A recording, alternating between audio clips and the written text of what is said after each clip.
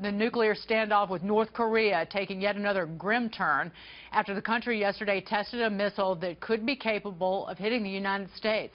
Today, the communist regime threatening that it will never stop its nuclear program.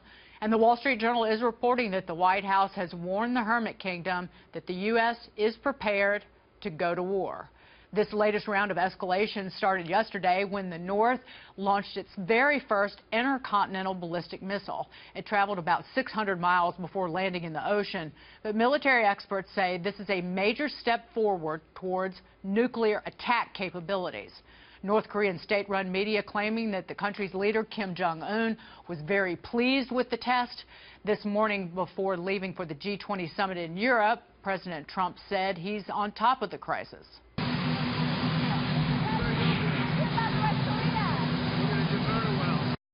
The president also put some pressure on China, tweeting, "Trade between China and North Korea grew almost 40% in the first quarter. So much for China working with us, but we had to give it a try." So who will make the next move, and are we heading toward war? Let's bring in Chang. He's the author of Nuclear Showdown.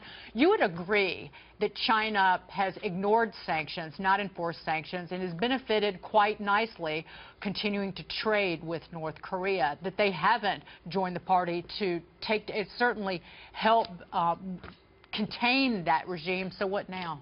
Well, I think what now is that President Trump needs to impose costs on China. He started that last week with a series of actions that made the Chinese very upset, including cutting off a Chinese bank, Bank of Dandong, from the global financial system. And also he sanctioned some Chinese entities and individuals. But he can increase the costs. So, for instance, Bank of China, one of China's big four banks, not a small fry, was also engaged in money laundering for the North Koreans. And Trump could impose some costs on that. Trump is going to meet Xi Jinping at the G20 in Hamburg on the sidelines. I think that's going to be a very difficult conversation for the Chinese to hear. Does the United States, though, Gordon, need more partners on the world stage? And at least in terms of a show of force, what else should we be doing? Because the Wall Street Journal, in its editorial page today, is advocating for regime change and say that we need a better missile defenses, that we need to start shooting down these missile launches, among other suggestions. Well, there's a lot of things that we can do, Dagan, before kinetic options. So, for instance, you know, yesterday's launch, it came off of a Chinese missile launcher. President Trump needs to ask the Chinese, not just in private, but also in public, how come the North Koreans have all of these Chinese and Chinese-looking equipment in their ballistic missile inventory? And so, you know, it goes from there. But also, you know, we start going after the Chinese banks that have been money laundering and doing even worse things. And indeed, there's all sorts of stuff that the Chinese aren't going to like that the U.S. should be doing. So we need to impose these costs. When we do that, we give the Chinese, for the first time ever, an incentive, because we're telling the Chinese we're serious about our own security. But with China being at times the second largest foreign owner of our debt, being a very important exporter into the United States market, do we need to be willing to feel financial pain here in the United States in order to contain this growing nuclear threat by putting pressure on China, who benefits handsomely from doing business with North Korea? That's a very important point you make, because, you know, going forward, every solution is going to cost us.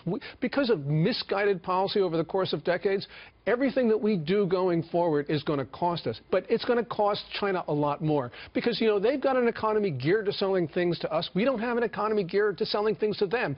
They're the trade surplus country. $309 billion last year in goods and services. We're the deficit country. Deficit countries don't worry about trade surplus, trade wars. Also, we have an economy that is in reality twice the size of the Chinese economy.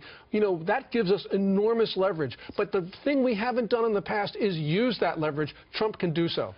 Will we be at war with one entity or another, whether it's war with North Korea involving nuclear weapons or a trade war with China? There probably will be the trade war with China because the Chinese have been engaging in increasingly predatory practices against American companies, both in China and in the United States as well. So that has to be, I think, going to be on the agenda regardless of North Korea.